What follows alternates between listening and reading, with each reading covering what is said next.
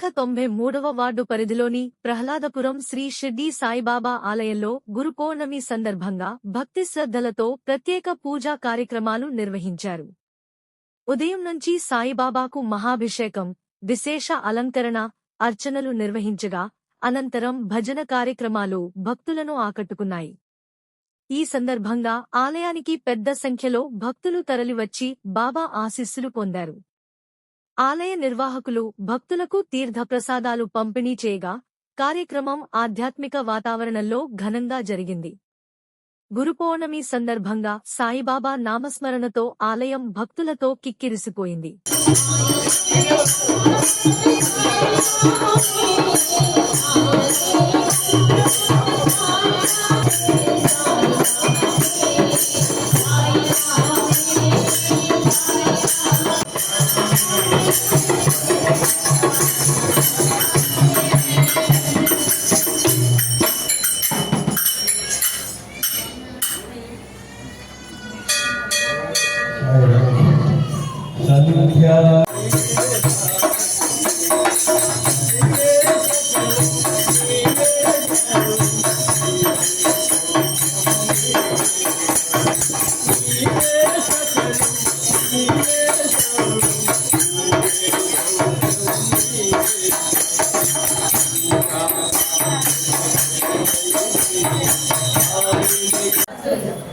దీపానికి మహారితులు పంచామృతమయ సరోవరాలు పంచలోహమయ ప్రాకారాలు ప్రపంచమేలే ప్రజాధిపతులు.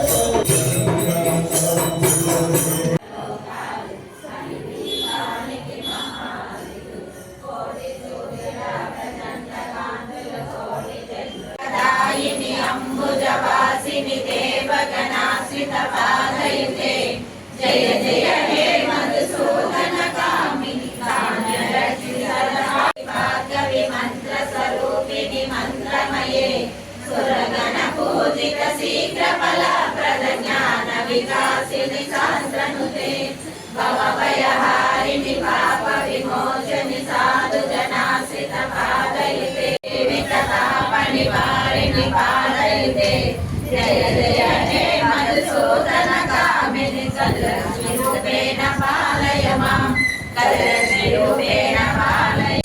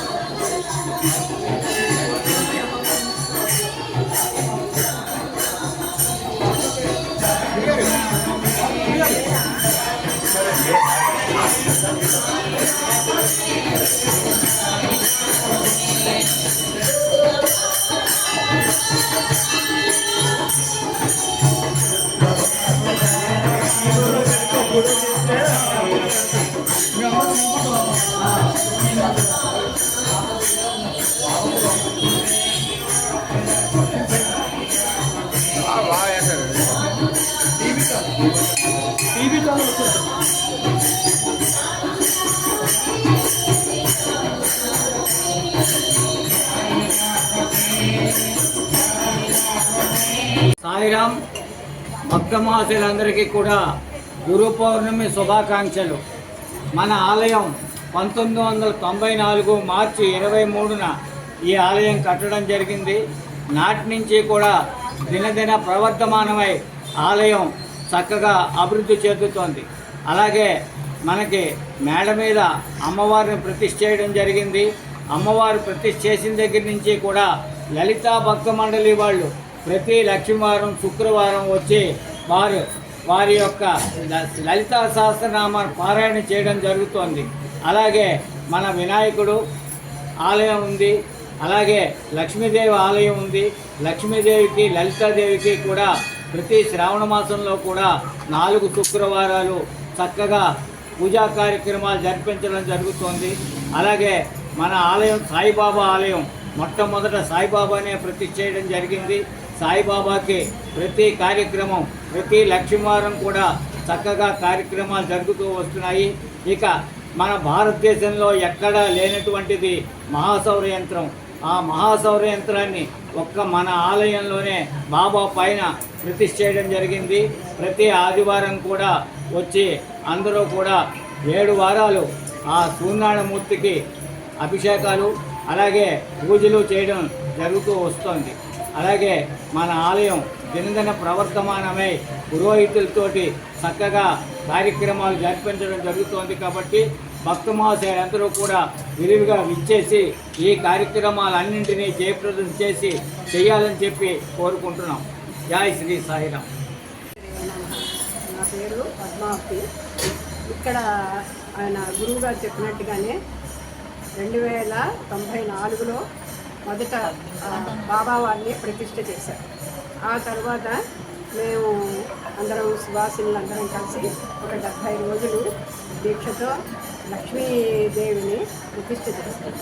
ఆ తర్వాత శక్తి అమ్మవారు పరమేశ్వరి వెంకటాదేవిని తర్వాత ప్రతిష్ఠ చేశారు. అలాగే ఆంజనేయ స్వామి, వినాయకుడు, తర్వాత సౌర్యయంత్రం పెట్టారు కదా, సూర్యనారాయణమూర్తిని ప్రతిష్ఠ చేశారు. దినదినాభివృద్ధిగా అవుతోంది. ఏ రోజైతే మొదలుపెట్టారో ఆ రోజు నుంచి కూడా సువాసినులు అందరూ కూడా వచ్చి పారాయణ చేస్తారు.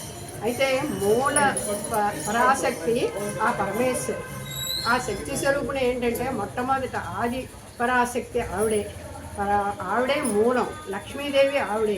ఆ లక్ష్మీదేవి దగ్గర నుంచే 3 అమ్మలు కూడా ఆవిడ సృష్టి చేసింది. ఆ సృష్టి చేసి వాళ్ళనే మీరు మీరు మీ పురుష సృష్టిని చెయ్యండి అంది. అంటే అప్పుడు బ్రహ్మ విష్ణు మహేశ్వరిని లక్ష్మీ దుర్గా సరస్వతి వాళ్ళు సృష్టించారు. ఈ మూలశక్తి మాత్రం ఆదిశక్తి రాక్షస సంహారానికి ఎప్పుడైతే రాక్షసులు విభజిస్తారో లేకపోతే పాపం ఎప్పుడైతే ఎక్కువైపోతుందో అప్పుడు ఆ మూలశక్తి ఆ ఆదిశక్తి ఇక్కడికి మనకి ప్రత్యక్షం అవుతుంది. ఆ మహిషాసుర మధ్యని, ఆ తర్వాత చెంబుని సింబలు, వీళ్ళందరినీ కూడా ఆవిడ మూలశక్తి ఆవిడ ఆ శక్తితోనే అందరినీ కూడా సంహరించి అప్పుడే అందరూ కూడా దేవతలు అందరూ కూడా రాక్షస సంహారం అయ్యాక అమ్మ మాకు ఎప్పుడు మాకు అవసరం అనుకుంటే మానవులు కానీ రాక్షస దేవతలు కానీ అడిగినప్పుడు నీవు ప్రత్యక్షమై మమ్మల్ని సంకరించాలి, మాకు ఆనందాన్ని చేకూర్చాలి అని కోరుకున్నప్పుడు ఆవిడ నేను ప్రతిసారి ఎక్కడైతే పాపం ఉంటుందో, ఎక్కడైతే పాపాత్ములు ఉంటారో, ఎక్కడైతే రాక్షసులు ఉంటారో అప్పుడు నేను ప్రత్యక్షమై వాళ్ళని సంహరిస్తాను. అలాగే అప్పుడు ఆవిడ శాకాంబరిగా ఆవిడ ఎప్పుడైతే కరువు వచ్చింది, కరువు కాటకాలతో అంతా కూడా అల్లాడిపోతుంది. అప్పుడు అమ్మవారు నేను శాకాంబరిగా అవతరించి అందరికీ కూడా ఆకలిని తీరుస్తాను. కాయగూరలు, ధాన్యం అన్నీ కూడా నేను పుట్టినప్పుడు నేను జన్మించిన తర్వాత నేను ఇలా శాకాంబరిగా వచ్చి అందరినీ కూడా నేను రక్షిస్తాను, అందరికీ కూడా అన్నపానాలను సమకూరుస్తానని చెప్పి అలాగే ఆవిడ ప్రతిసారి కూడా పాపం ఉన్నప్పుడు రాక్షస సంహారానికి ఆవిడ గమనిస్తూ ఉంటుంది. మనం ఆవిడని వేడుకుంటే మన జీవితం కూడా ధన్యవాదాలు.